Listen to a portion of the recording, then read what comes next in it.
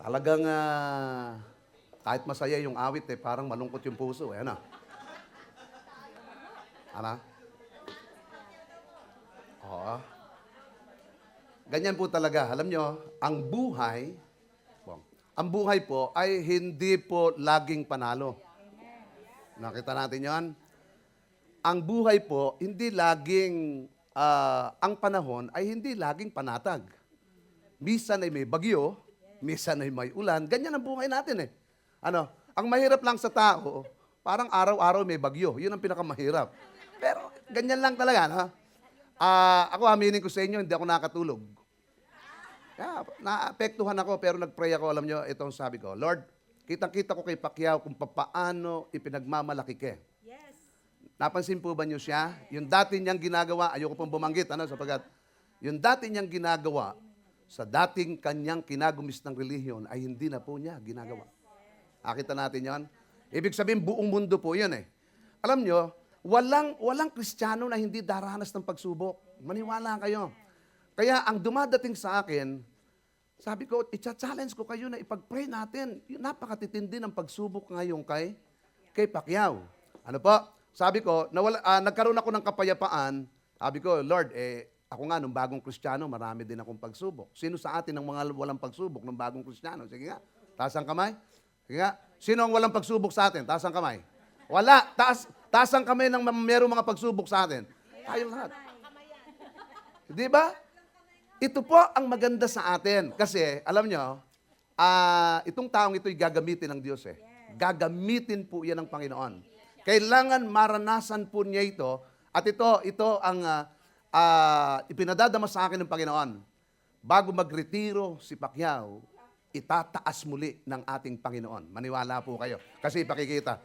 Sapagkat ang Diyos natin ay dakila. Tandaan natin, si Shadrach, Meshach at Abednego ay ipinopromote ng Panginoon, itinaas ng Panginoon, pagkatapos patunayan nila na handa silang mamatay para sa ating Panginoon. Hindi po mamawala na talagang maapektuhan tayo, Pilipino tayo. Yun ang maganda, di ba? Pero tandaan po natin, maraming beses na mga Meksikano ay nalungkot. Pero, minsan lang tayo kayo gusto ninyo lagi. Di ba? Di ba?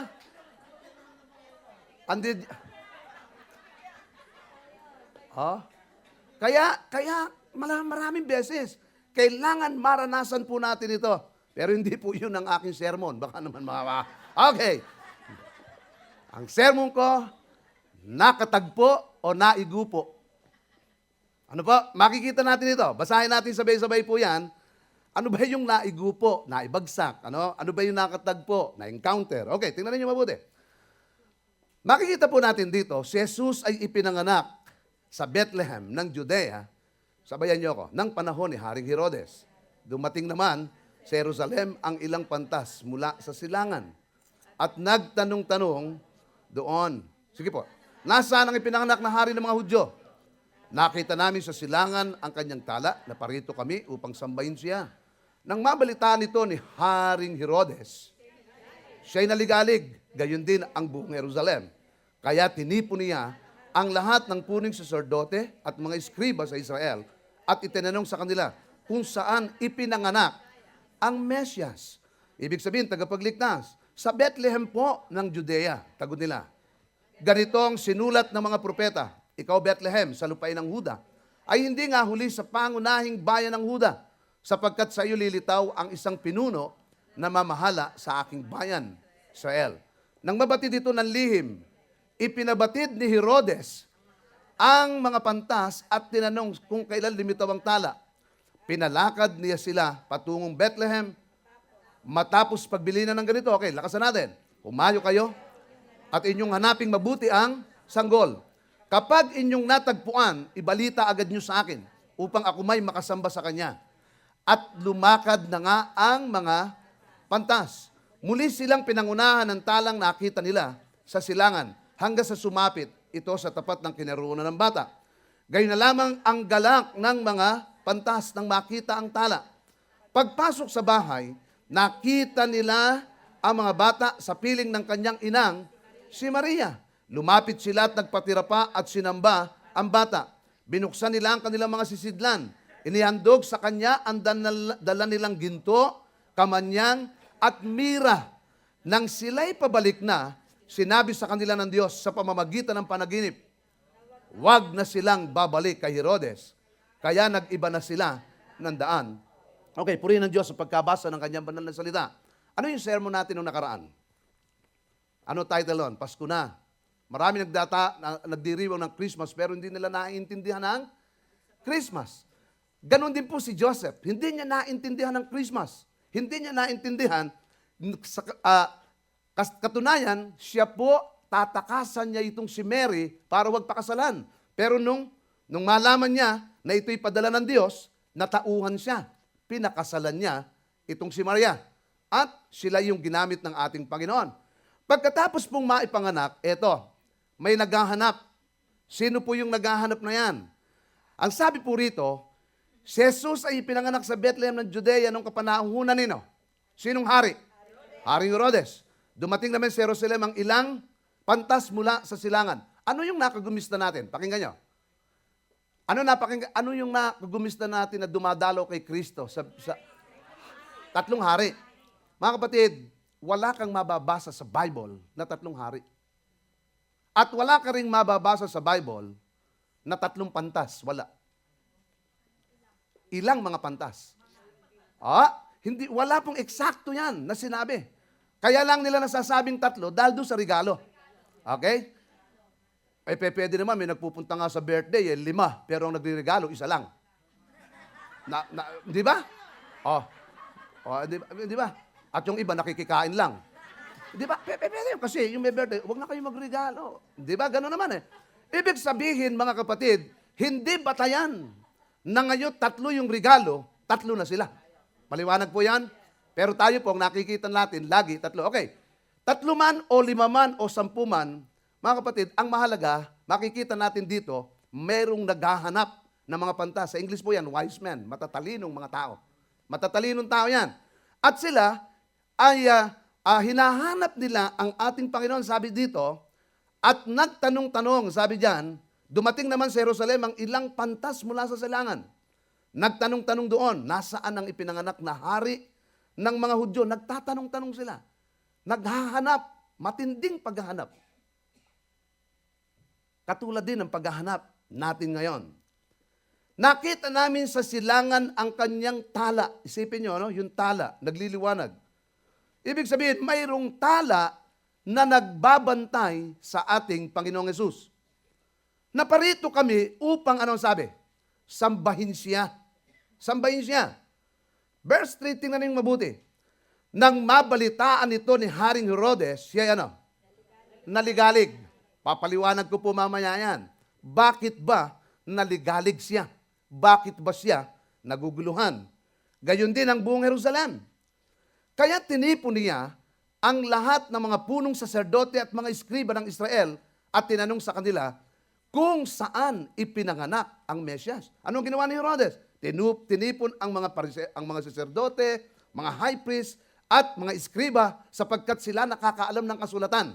Tandaan po natin, ito po ang sabi sa verse 5. Ang sabi po sa verse 4, kaya tinipon niya ang lahat ng punong saserdote at mga iskriba sa Israel, tinanong sa kanila kung saan ipinanganak ang Mesyas, tagapagligtas. Sa Bethlehem po ng Judea, tugod nila. Ganito ang sinulat ng propeta. Pakinggan niyo itong mabuti. Ganito ang isinulat ng mga propeta. Ibig sabihin, alam na alam po ni Herodes na talagang may Mesyas na darating dahil po sa ito ay isinulat na sa kasulatan. Inaasahan na po yan. Kaya lamang, ulitin ko, mula kay Isaias hanggang kay Matthew, ang sabi ng mga scholars, Bible scholars, 700 years po yan bago naganap. Ibig sabihin, alam na po nila na may darating talaga. Okay, sabi po rito. Ngayon, itong si Herodes, naguguluhan siya. Bakit? Kasi po, ayaw niya na may pumalit sa kanyang hari. Ibibigay po natin mamaya yon. Sabi diyan, ikaw Bethlehem, sa lupain ng Juda, ay hindi nga huli sa mga pangunahing bayan ng Huda, sapagkat sa iyo lilitaw ang isang pinuno na namamahala sa aking bayang Israel.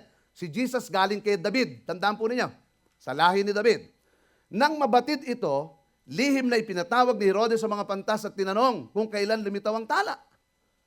Bakit? May plano siya yan. Pag-uusapan natin yan. At pinalakad niya sila patungong Bethlehem. Matapos pagbili na ng ganito, eto, humayo kayo at inyong hanaping mabuti ang sanggol. Kapag inyong natagpuan, ibalita agad nyo sa akin upang ako may makasamba sa kanya. Pero tingnan po natin kung totoo yan. Verse 9, tingnan nyo mabuti. At lumakad na nga ang mga pantas. Muli silang pinangunahan ng talang nakita nila sa silangan hanggang sa sumapit ito sa tapat ng kinaroroonan ng bata. Ito po.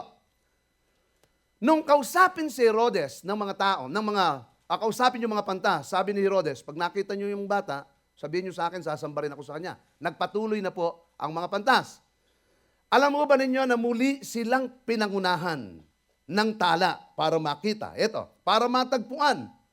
Sila'y muling pinangunahan ng talang nakita nila, lumakad na nga ang mga pantas.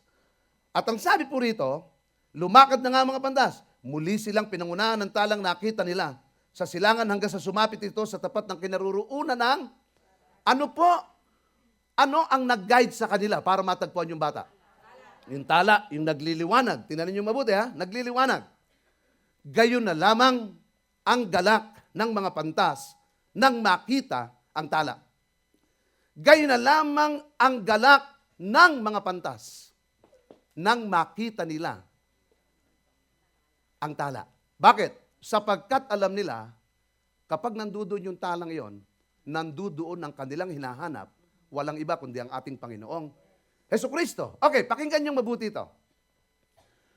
Ano nung matagpuan ng mga pantas ang ating Panginoong Hesus? Ano naramdaman nila? Tingnan niyo yan, ha? Tingnan niyo mabuti. Muli silang pinangunahan ng talang nakita nila silang hanggang sa sumapit ito sa tapat ng kinaroroonan ng bata. Gayon na lamang ang galak ng mga pantas nang makita ang tala. Ito po, galak na galak sila. Pagpasok sa bahay, nakita nila ang bata sa piling ng kanyang inang si Maria. Ito po, pakinggan niyo mabuti. Una, may kagalakan sa puso ng mga pantas nang makita nila ang tagapagligtas. Nang matagpuan nila ang bata. Nang ma-encounter nila si Jesus. Tandaan po natin, lahat ng taong nakatagpo kay Jesus, may kagalakan. Nung matagpuan ko ang Panginoon, October 1, 1983, may kagalakan ako. Alam mo, isang tao na natagpuan niya ang Panginoon, tatawagin ko ito, no? Si Sister Belen Esperanza. Sister Belen, ika. Tinan niyo ito. Itong taong ito, nung natagpuan niya ang bata, nung natagpuan niya ang Panginoong Hesukristo, bakit nagkaroon din siya ng kagalakan? Di ka kapatid, di ka? Kwento mo sa kanila. Bigyan mo nga ng mic, ito, please. Okay. Sige po. Magandang umaga po sa inyong lahat, lalo na po sa ating mga pastor, Pastor Pong at Pastor Mario. Una po sa lahat, ako po ay masaya po kami mag-asawa at nandito kami ngayon sa FCC. Lubos po ang aking kagalakan nung ako po ay tumanggap kay Kristo noong October 23, 2011. Kami po ay umattend dito noon, Tagalog po ang service.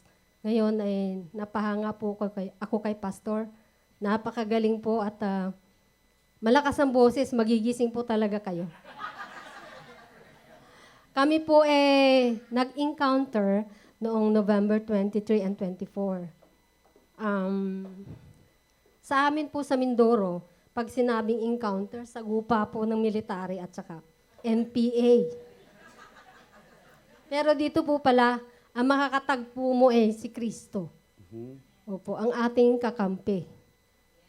Ang ating tagapagligtas. Dito ko po nakilala ng lubusan si Kristo. At higit po sa lahat, nakilala ko rin po ang aking sarili. Kung nasaan na po ako, kung ano na po ako.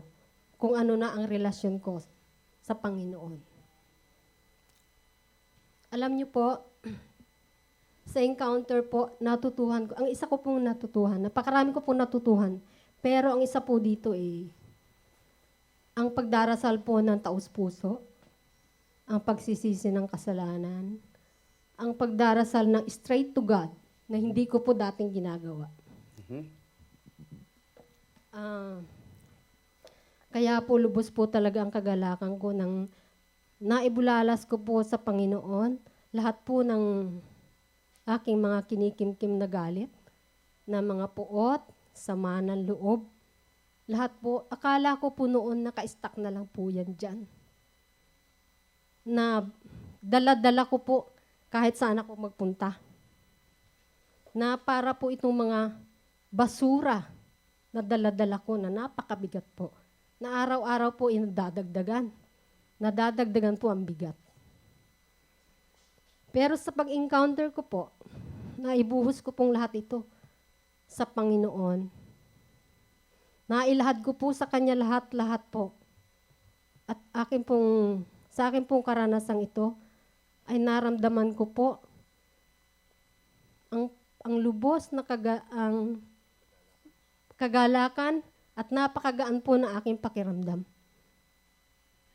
Pwede po naman po pala natin yung alisin sa ating mga puso upang mapanatili po na nasa proteksyon tayo ng Diyos. At ito lang po ang ayon sa Matthew 11:28. Lumapit kayo sa akin, kayong lahat na nabibigatang lubha, at bibigyan ko kayo ng kapahingahan. Opo. Yan po talaga ang malaking aral na nalaman ko sa encounter. Kaya po lahat kayo, inaanyayahan ko po mag-encounter. At kagaya ko, papasukin niyo po ang Holy Spirit sa inyong puso. At yan po ang nagkokontrol sa ating buhay upang tayo po ay maging isang ganap at mabuting tao. Opo. Marami pong salamat. Yes. Okay, tingnan po natin yon. Ano? Natagpuan niya ang ating Panginoong Hesus. Una, nagkaroon ng kagalakan sa kanyang puso. Kaya ang pinakamasaya dyan, si Brother June Esperanza. Talagang, di ba, una ang Panginoon. Ang una, nakita natin, itong mga mga pantas na ito, nang matagpuan ang Panginoon, ang sabi ron, gay na lamang ang galak ng pantas nang makita nila ang tala. Bakit? Sapagkat nakikita nilang Diyos. Ano nakita nila? Ano ang ginawa nila? Katulad yung sinabi, nagpatira pa at sumamba kay Jesus. Alam po ba ninyo lahat ng taong nakakatagpo sa Panginoon ay sumasamba sa ating Panginoon? Hindi pwedeng, ako, nakatagpo ko na yung Panginoon. Ano ang unang palatandaan? Sasambahin mo ang ating Panginoon. Sasambahin mo.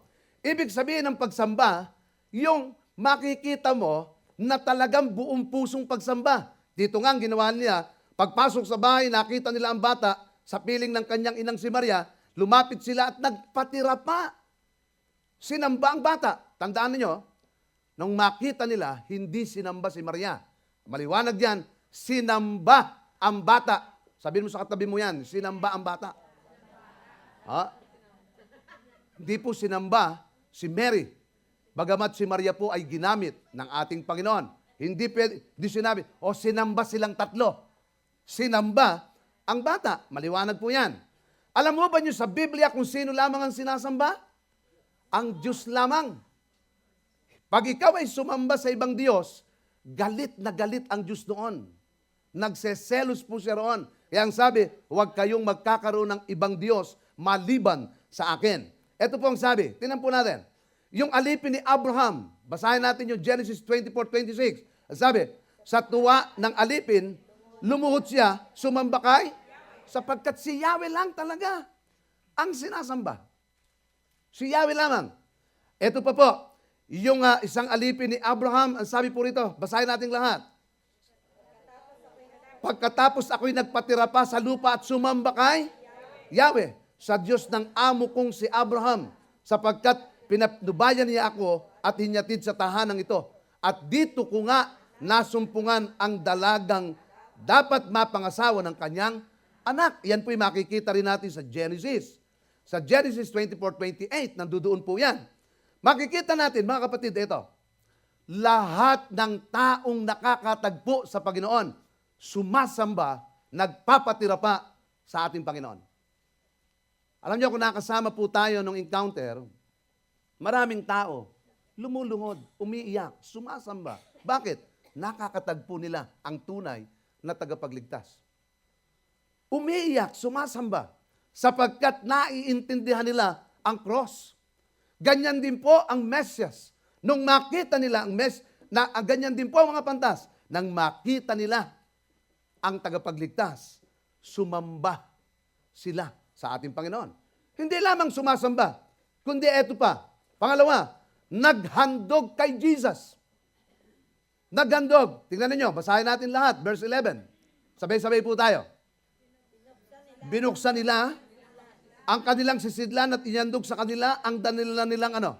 Ginto, kamanyang at ibig sabihin, lahat ng nakakatagpo sa Panginoon, naghahandog sa Panginoon. Pakinggan nyo. Nakatagpo mo ba o naigupo ka? Mamaya pag-aaralan natin.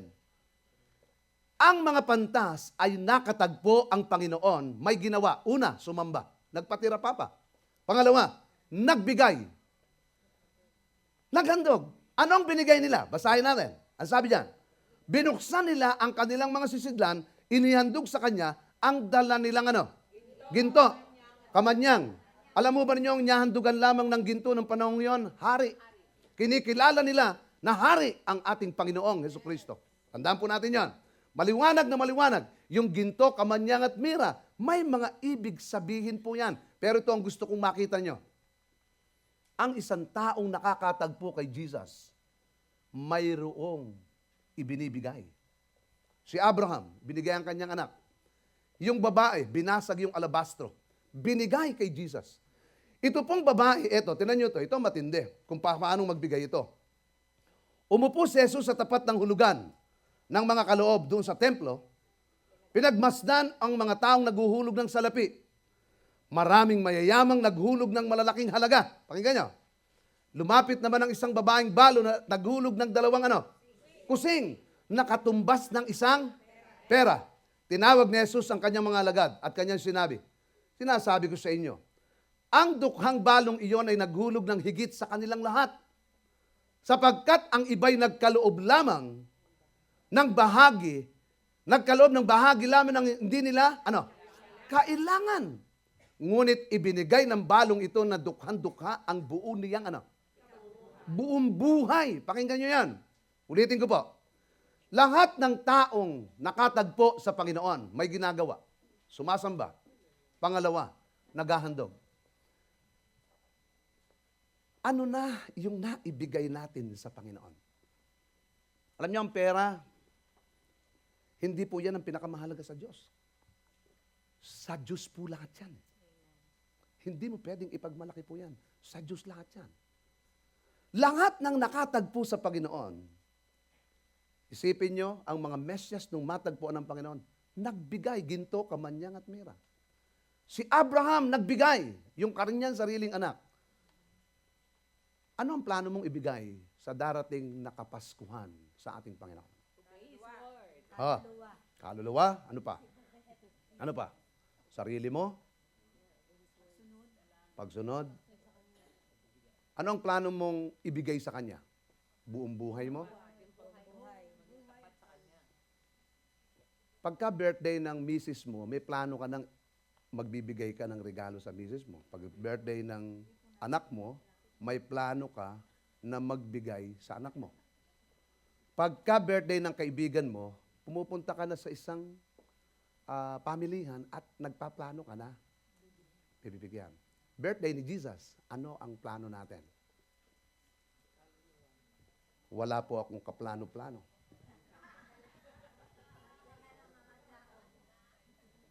Alam po ninyo, maraming tao, salamat sa Panginoon kung may plano tayo. Salamat sa Panginoon kung may plano tayong magbigay ng mga tao sa Panginoon. Pero tandaan po natin, ito ang palatag, ay, born again ako. Naka-encounter ako sa Lord. Ano na ang ibinigay natin sa Panginoon? Tandaan natin, ang unang nagbigay ay ang Diyos. Sino ang binigay? Si Jesus. Tayo po, kung tayo man ay nagbibigay sa Panginoon, siya ang unang nagbigay at ibinigay ang kanyang anak para maligtas lamang tayo. Kailangan po natin. Lahat ng nakatagpo sa Panginoon, sisiguraduhin ko po sa inyo, naghahandog po yan. naghahandog. Tingnan nyo ito number 3. Tingnan nyo number 3. Hindi lamang po, nung matagpuan ng mga pantas ng Panginoon, may kagalakan sa puso, dahil sa kagalakan sumamba sila, dahil sa kagalakan naghandog sila, dahil sa kagalakan, eto, nagbago ng daan dahil kay Jesus. Nagbago ang buhay nila. Bakit? Tingnan nyo mabuti. Nang sila'y pabalik na, sinabi sa kanila ng Diyos sa pamagitan ng panaginip, na huwag na silang babalik kanino? Kay Herodes. Kaya nag-iba na sila ng ano? Tandaan natin, kapag narinig po natin ang pangalang Herodes, ano po ang naglalaro sa isip ninyo? Ha? Sige, sagot. Ano naglalaro? Masama. Sino nagpaplanong magpangalan ng Herodes kung magkakaanak? Wala. Wala siguro. Kapag yung mister mo yung may ginagawang hindi ayos, ano tawag mo? Herodes ka.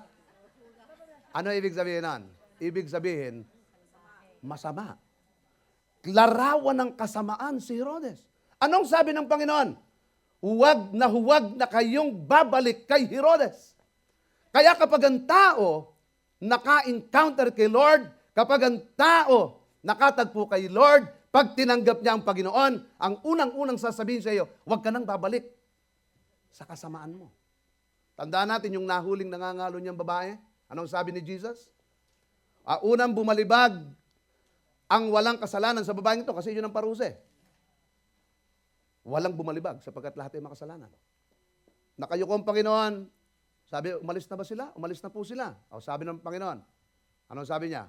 Humayo ka, huwag ka nang babalik sa kasalanan. Mga kapatid, taas ang kamay ng mga naka-encounter na sa Lord. Taas. Praise the Lord. Alam niya, kung tunay na naka-encounter tayo sa Diyos, huwag kayong babalik kay Herodes. Sabihin mo sa katabi mo, Herodes, huwag ka nang babalik kay Herodes. Ay, hindi pala. Huwag ka nang babalik kay Herodes. Ha? Huwag ka nang babalik. Huwag ka nang babalik. Pag binalikan mo... Ha? Pakinggan nyo itong mabuti. Mga kapatid, eto. Narito ang isang dating Herodes. Pero ngayon, nakatagpo ang Panginoon na bago ang buhay. Si Aris sa Kilabon. Ha? Ako.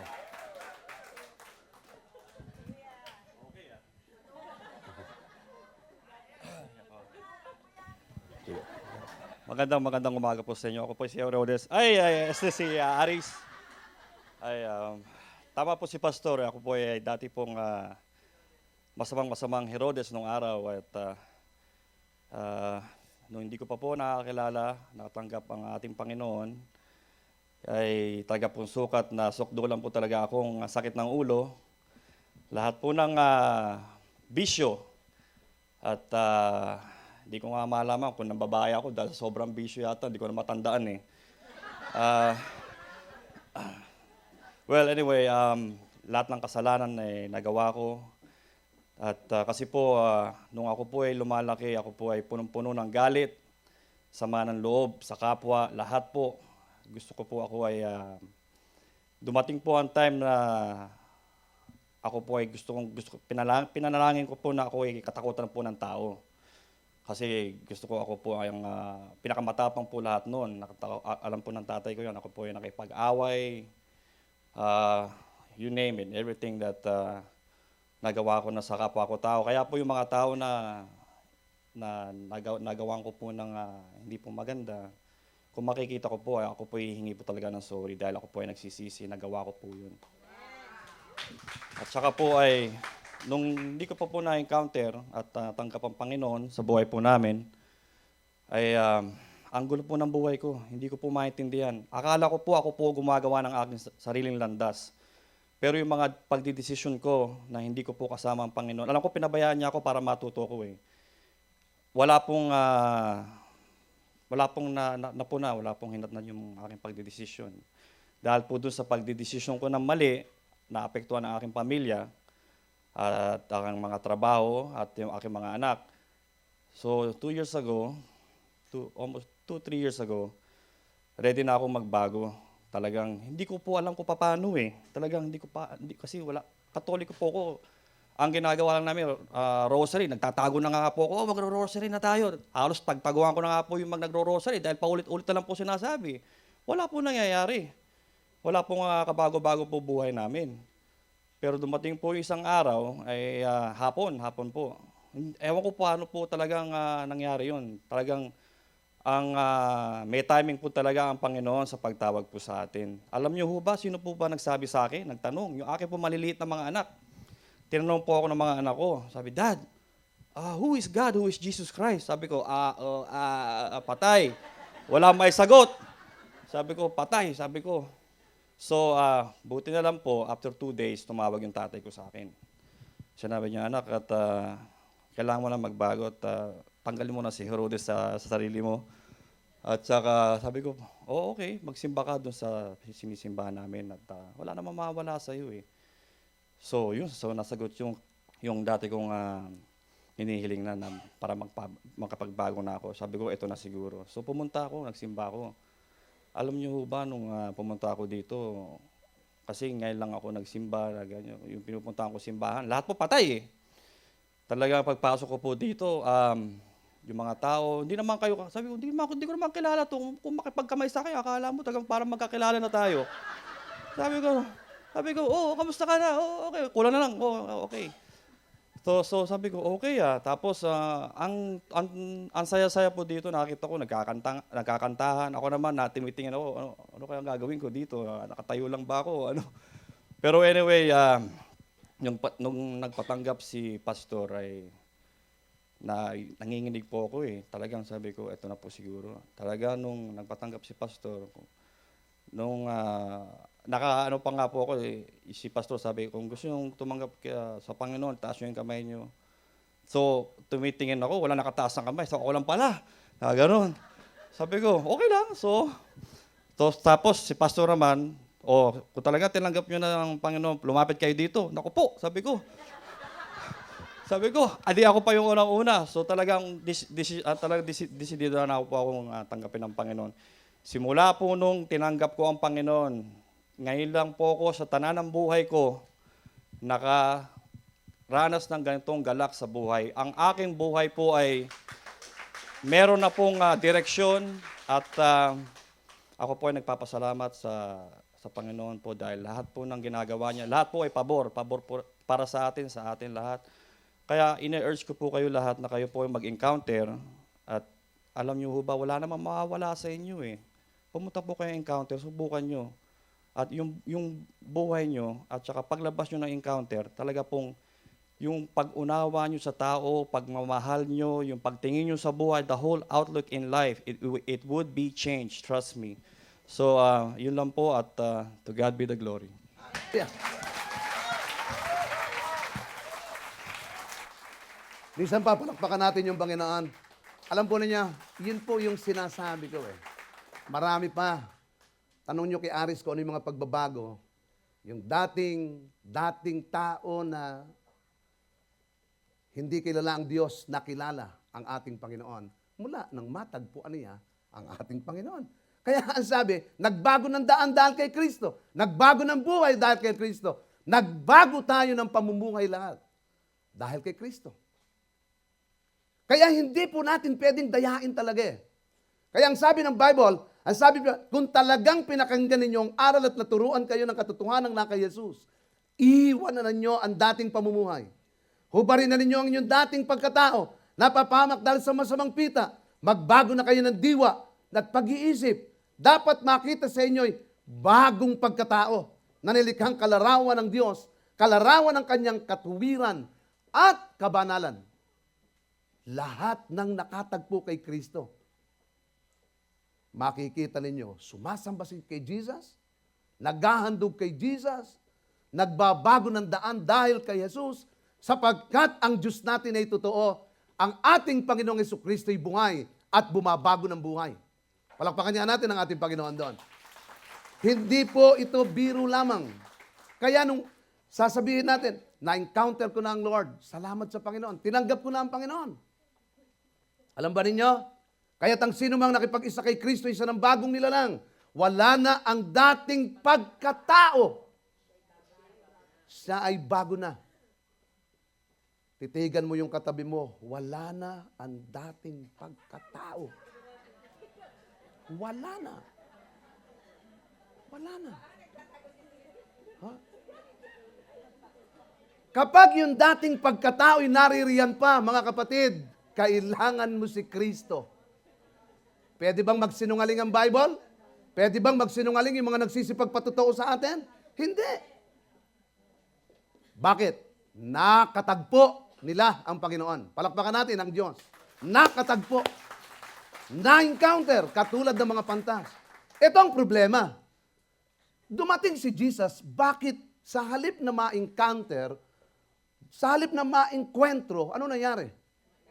Na-engkanto. Sa halip na makatagpo, naigupo. Sino yon? Si Herodes. Bakit? Nung dumating ang Panginoong Jesucristo, nababalitaan na niya, may kaguluhan sa kanyang puso. Mga kapatid, kitang-kita niyo yung mga tao kaninang nakatagpo si Jesus. May kapayapaan, pagbabago ng buhay. Lahat tayo. Bakit yung mga taong hindi nakakatagpo ang ating Panginoon? May kaguluhan ng buhay. Bakit? Alam niyo si Herodes, unang-una, ang nangyari kay Herodes, yung takot niya. May takot siya. Ano ang takot niya? Tinipon niya ang lahat ng punong saserdote at mga iskriba ng Israel. Tinanong, kung sabi dito, sa kanila, kung saan ipinanganak ang Mesyas. Sa Bethlehem po ng Judea. Tugon nila, ganito ang sinulat ng propeta. Ikaw, Bethlehem, sa lupain ng Huda, ay hindi nga huli sa mga pangunahing bayan ng Huda, sapagkat sa iyo lilitaw ang isang pinuno. Pakinggan niyo yan. Na mamamahala sa aking bayan. Nang mabatid dito ng limi, pinatawag ni Herodes sa mga pantas at tinanong kung kailan lumitaw ang tala. Pinalakad niya sila patungong Bethlehem. Matapos pagbilingan ng ganito, humayo kayo at inyong hanaping mabuti ang sanggol. Kapag inyong natagpuan, ibalita agad nyo sa akin upang ako'y may makasamba sa kanya. Hindi totoo. Alam nyo yan? Kaya po sa naliligaling na ganyan, may kaguluhan ng puso niya, nabalitaan na niya ang Panginoon, ayaw niyang bumaba sa kanyang trono. Pakinggan nyo, lahat tayo ay may mga trono. Kahit nga tuwing umaga, may mga trono tayong lahat. Pero meron po tayong mga trono. Ano ibig sabihin yan? Mga pride, ego, lahat. Ayaw natin bumaba, kung tutusin. Pag pumunta ka sa encounter, pumunta ka sa church na ito na hindi bukas ang puso mo, sisabihin ko po sa inyo, maengkanto ka lang. Magugupo ka lang. Walang mayayari sa iyo. Hindi mo talaga ma-encounter ang Panginoon. Isipin mo, dumating na si Herodes, may takot pa. Ayaw niya. Ay hindi ako papapalit. Alam ba ninyo, nung si Joseph na naginip, yung 11 kapatid niya, nung sinabi, yuyuko kayo sa akin, nagalit sa kanya. Bakit? Ang tao, takot na mayroong mamuno sa kanya. Sino-sino gusto sa atin dito na gustong pamunuan ka? Hindi. Tayo lang. Ako masusunod sa sarili ko. Ako masusunod sa sarili ko. Pero kapag ang Diyos ang gusto mong mamuno sa iyong buhay, mababago talaga ang buhay mo. Ano ba nangyari kay Herodes? Yung inggit niya. Tandaan natin, pagkalis nila, napakita kay Jose sa panaginip ang isang anghel ng panaginip. Sinabi sa kanya, magbangon ka. Dalhin mo agad sa Ehipto ang mag-ina at huwag kayong aalis doon hanggat hindi ko sinasabi sa iyo. Bakit? Sapagkat hahanapin ni Herodes ang sanggol upang ano? Kaya dali-daling bumangon si Jesus at ng gabing iyon dinala sa Ehipto. Alam nyo, ang inggit pumapatay. Ang inggit pumapatay. Sabihin mo sa katabi mo yan, huwag kang may inggit. Please. Papatay ka. Maniwala ka. Papatay ka. Ha? Isipin nyo, dumating na ang Panginoong Jesucristo sa halip na makatagpo, naigupo, bumaba ang kanyang pagkatao. Bakit? May takot. Ayaw bumaba ng trono. Ayaw mapalitan. May inggit. Papatayin si Jesus. Para lang walang pumalit sa kanya. Tingnan po ninyo. Ito pa matindi. May galit. May mga nag-encounter, nagalit pa. Di pa nyo napansin yan?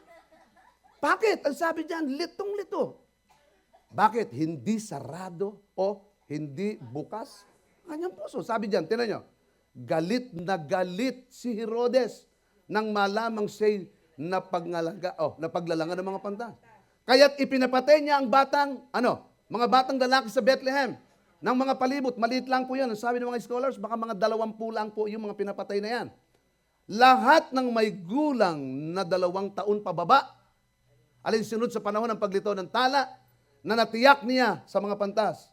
Sa gayon, natupad ang sinabi ng mga propeta sa Jeremias, narinig sa Rama ang malakas na panaghoy. Tinatangisan ni Raquel ang kanyang mga anak. Hindi siya malinis sa tindi ng kalungkutan dahil sa pagkamatay nila. Isipin mo, lahat ng, halimbawa, dito, lahat ng 52 pababa, papatayin. Yung mga ganun. O, magtatanong ka nga, o ilang taong ka na, Tess? Ilang taong ka na? Sasabihin ni Tess, 53. O, ibig sabihin.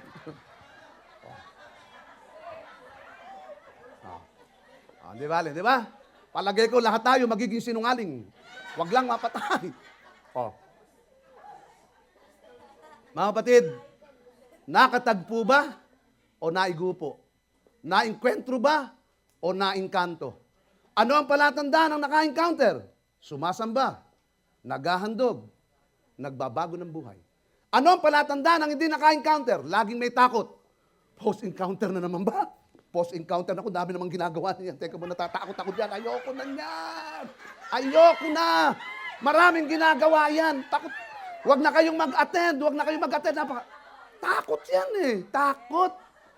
Pero wala sa Family Christian Church niyan. Lahat matatapang para sa Panginoon. Wala akong nakikita, lalo yung mga magpo-post-encounter ngayon. Wala. Si Kuya Aibo, pakinggan nyo ha.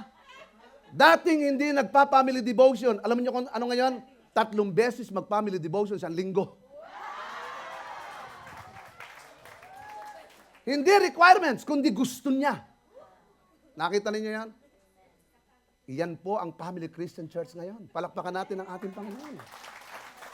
Dahil na-encounter ang ating Panginoon. Mga kapatid, ito ang nakikita ko ngayon sa church. Maraming sumasamba. Marami ang nagkakaloob ng buhay at marami pang iba. Marami nagbabago ng buhay. Pero yung takot, wala. Yung pong inggit, wala. Yung pong galit, unti-unting nawawala. Wala na. Bakit? Dahil na-encounter, nakatagpo natin ang ating Panginoon. Palakpakan natin ang ating Diyos. Lahat tayo tumayo. Praise the Lord. Salamat, Panginoon. Napakabuti mo. Dakilang Diyos, salamat po doon sa kapanganakan doon sa Sabsaban. Dahil nakamit namin ang kaligtasan. Salamat sa Kapaskuhan. Ngayong nakatagpo ka namin, ipakikita namin ang kagalakan, pagbabago ng buhay, pagsamba, paghahandog sa iyo, sapagkat ito ang nais mo sa amin. Sa pangalan ni Jesus, alisin mo po ang mga takot namin. Alisin mo po ang mga galit namin. Alisin mo po ang mga inggit namin, sapagkat ito ay larawan ni Herodes. Ayaw namin balikan ito. Pinupuri ka namin, sinasamba ka namin. Sa pangalan ng Panginoong Jesus, ang lahat ay magsabi ng Amen. Amen. Palakpakan natin, Panginoon. Hallelujah. Glory to God. Tayo po'y makakaupo na. Salamat po sa ating Diyos.